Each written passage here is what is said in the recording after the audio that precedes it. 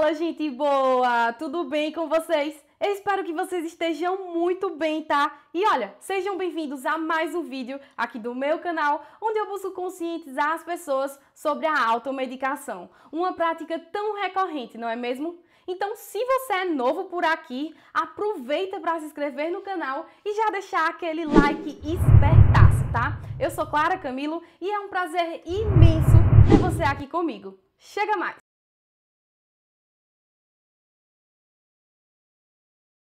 Conhecida por corda dos mortos, trepadeira das almas, vinho dos mortos, dos espíritos. O significado da palavra ayahuasca, de acordo com a literatura, faz alusão ao cipó utilizado como base para a sua produção.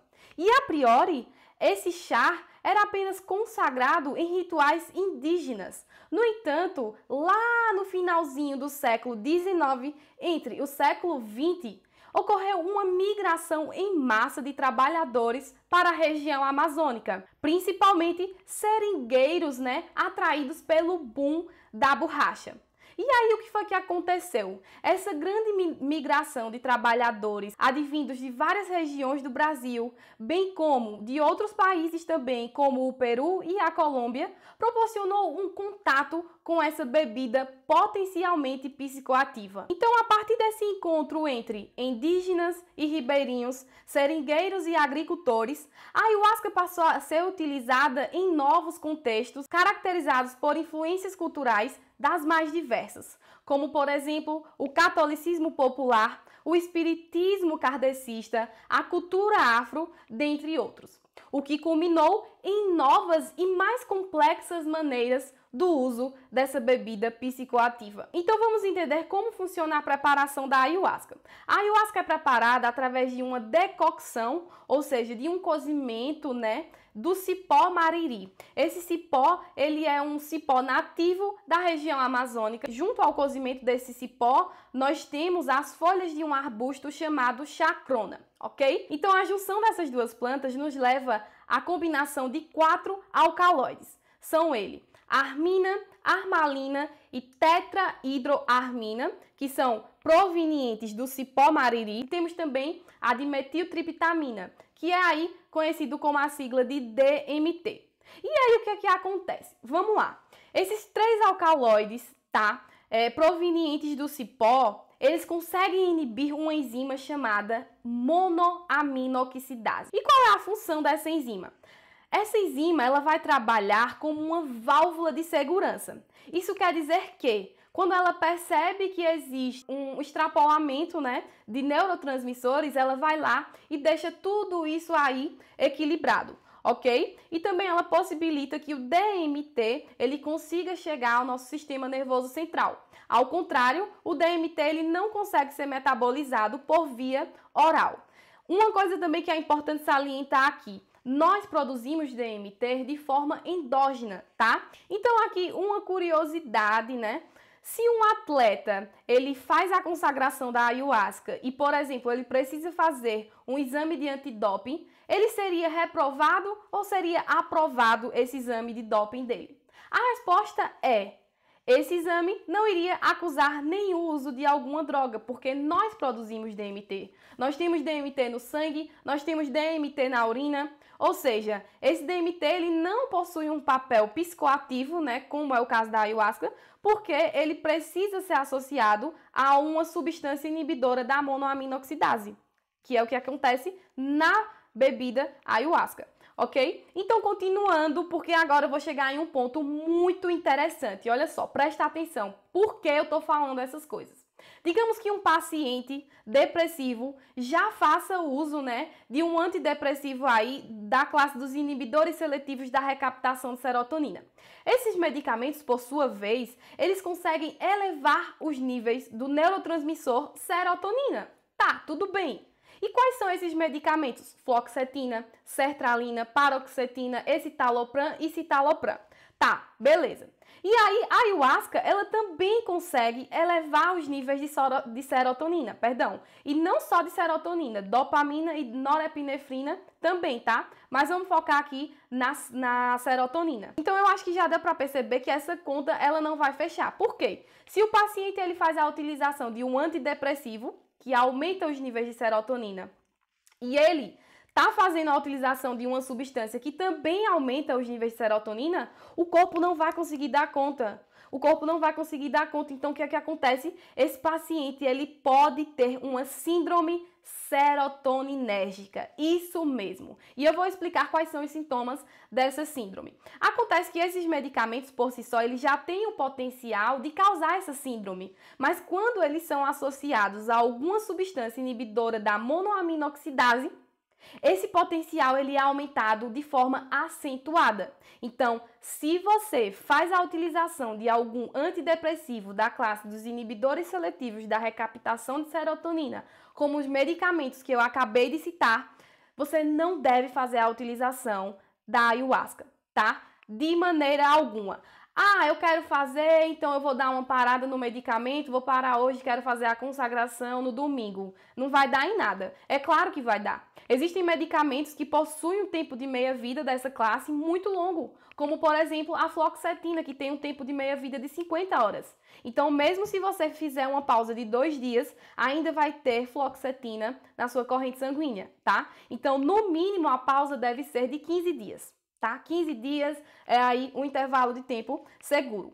Mas é importante salientar aqui que você deve conversar com o seu médico, né, sobre essa experiência.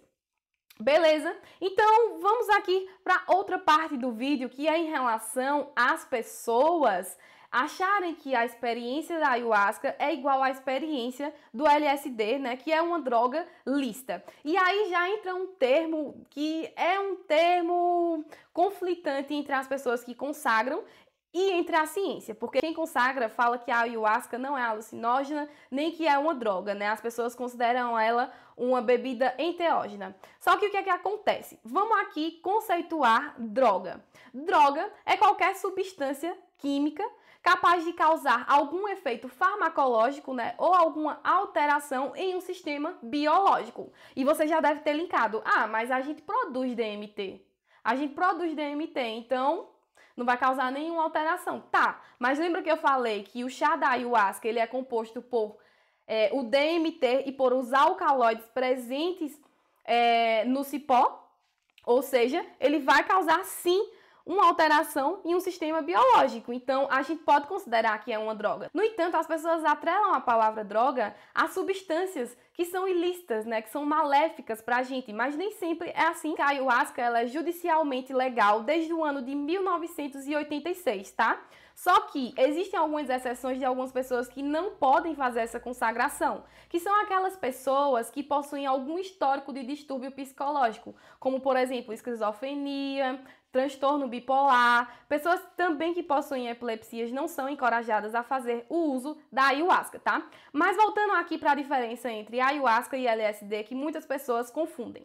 Diferentemente do LSD, a ayahuasca ela não proporciona uma alteração visual quando a pessoa que faz a administração está com os olhos abertos, tá? Essa alucinação aí, ela vem quando o indivíduo ele fecha os olhos. Porém, no momento em que ele abre, ele consegue ver a realidade normalmente, tá? Não existe uma alteração de realidade, não existe uma alteração de consciência. O que é que acontece? De fato, essa pessoa, ela vai ter uma percepção mais aguçada das coisas, tá? Bem como de si mesmo. Ou seja, vai ocorrer uma percepção mais sensibilizada, tá bem? As pessoas que fazem a consagração da ayahuasca, elas costumam vomitar, ter náuseas, até mesmo diarreia. No entanto, esses sintomas aí, eles são considerados uma forma de liberar os expurgos, ou seja, uma forma de liberar as energias negativas. Quero fazer a consagração da ayahuasca, mas eu estou com medo de viciar. Para responder isso para vocês, eu trouxe uma citação de um artigo que detalha isso de forma minuciosa e bem explicativa. Acompanhe aqui comigo. Do ponto de vista farmacológico, a ayahuasca parece não produzir dependência fisiológica, nem induzir mudanças corporais crônicas capazes de desencadear tolerância. Quando ele fala tolerância aqui, é no ponto de que existem alguns medicamentos, né, que quando você faz a utilização por um certo tempo, eles começam a perder o efeito e você tem que aumentar a dose, tá? Com a ayahuasca isso não acontece.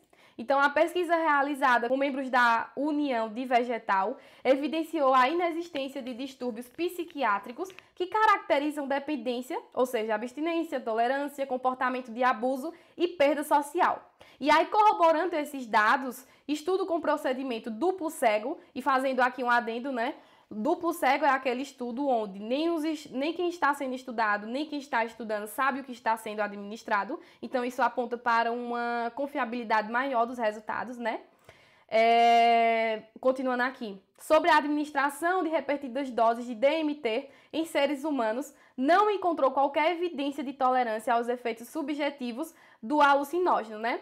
Lembrando de novo que nós produzimos DMT, então isso faz super sentido. A DMT é essencialmente não tóxica para os órgãos do corpo e não produz dependência fisiológica ou comportamentos associados com a dependência. Lembrando mais uma vez, nós produzimos DMT, no entanto não conseguimos metabolizá-lo caso ele não esteja associado a um inibidor da monoaminoxidase, ok? E aí vamos agora partir para os estudos, né? O que os estudos sugerem sobre a utilização da ayahuasca para tratar a depressão, tá? Acompanha aqui comigo um estudo e eu já quero salientar aqui que de fato esse estudo ele aponta resultados limitados pelo fato de ter uma amostragem pequena, pelo fato de ser um estudo aberto, tá? Não foi duplo cego, ou seja, as pessoas sabiam que estavam tomando a ayahuasca, então isso pode aí influenciar em um efeito placebo. Mas vamos lá, acompanhar aqui comigo. O estudo foi feito com pacientes que possuíam transtorno depressivo maior. Um ensaio de rótulo aberto avaliaram o potencial antidepressivo da ayahuasca em pacientes com diagnóstico de transtorno depressivo maior recorrente, ou seja, esses pacientes aqui fizeram a utilização de vários antidepressivos. Então, uma única dose da ayahuasca, vê só, uma única dose da ayahuasca administrada por via oral, e aí eles utilizaram a dosagem de 2,2 ml para cada peso corporal, foi administrada em 6 voluntários. E quais foram os resultados? A administração de ayahuasca produziu reduções estatisticamente significativas de até 82% nas pontuações depressivas entre o início de 1, 7 e 21 dias após a ingestão da droga, de acordo com a escala de avaliação de Hamilton para a depressão. Então vamos falar aqui dos efeitos adversos que aconteceram. Foram muito baixos, tá? Ocorreu aí vômitos em 50% dos pacientes. Os mesmos alegaram que esse efeito adverso emético não causou um desconforto grave, tá? Continuando aqui, e aí sim, eu trouxe agora um estudo para vocês, onde vocês podem ver esse gráfico, tá? Esse gráfico diz muito pra gente sobre esse estudo. Por quê? Esse gráfico é um dado estatístico que nos mostra uma diferença significativa entre a ayahuasca e o placebo. E o mais importante de tudo, foi um estudo duplo cego, tá? Ou seja, quem estava sendo estudado e quem estava estudando não sabia o que estava sendo administrado. Então, isso aponta confiabilidade do estudo. E aí ele foi feito com 29 pacientes, onde 14 tomaram a ayahuasca de fato e 15 tomaram o placebo. Então vamos entender esse gráfico aqui, gente. Tá vendo esse eixo aqui, né? Que tem 5, 10, 15. Ele pontua os níveis de depressão. Então, entre 8 e 16, nós classificamos uma depressão leve. De 17 até 23, nós classificamos uma depressão moderada. E de 24 para cima, nós consideramos uma depressão grave. Então, como vocês podem ver, os pacientes que fizeram a utilização da ayahuasca, eles estão aqui, ó, na depressão grave. E baixou significantemente, gente, significantemente, a partir até das primeiras doses. E isso é simplesmente incrível. A capacidade da ayahuasca de aliviar sintomas da depressão no primeiro dia de administração são resultados bastante satisfatórios. E eu digo isso porque atualmente não existe nenhum antidepressivo no mercado que consiga aliviar os sintomas da depressão no primeiro dia que o paciente faz a administração desse medicamento, tá? Outro fato, outra vantagem. Os efeitos adversos. Os efeitos adversos são pontos muito negativos nos antidepressivos e é um dos fatores que mais acarretam a desistência do tratamento. Inclusive, aqui no canal eu tenho um vídeo falando sobre a disfunção sexual causada por antidepressivos. Mas voltando, outro fator muito importante é a taxa de resposta, tá? Que dura aí entre 21 dias e meses, o que é muito vantajoso comparado à farmacoterapia típica atual, tá? Ou seja, os pacientes eles não iriam precisar ficar fazendo a administração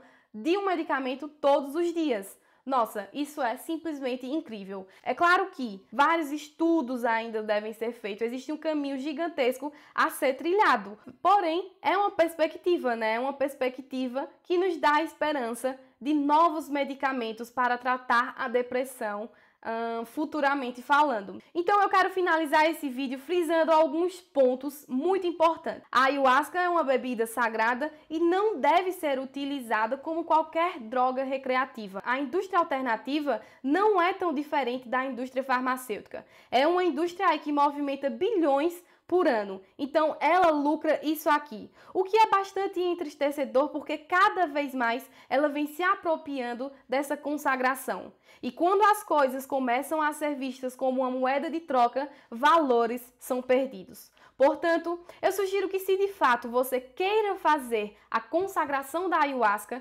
faça uma autoanálise para saber, para avaliar, na verdade, se de fato você está preparado para essa experiência, bem como a percepção acentuada das coisas que a mesma irá lhe causar. Eu sou Clara Camilo, foi um prazer imenso ter você aqui comigo. E não saia desse vídeo sem se inscrever no canal, ativar as notificações e deixar aquele like. E lembre-se, nunca se automedique, consulte sempre o médico ou o farmacêutico. Abraço!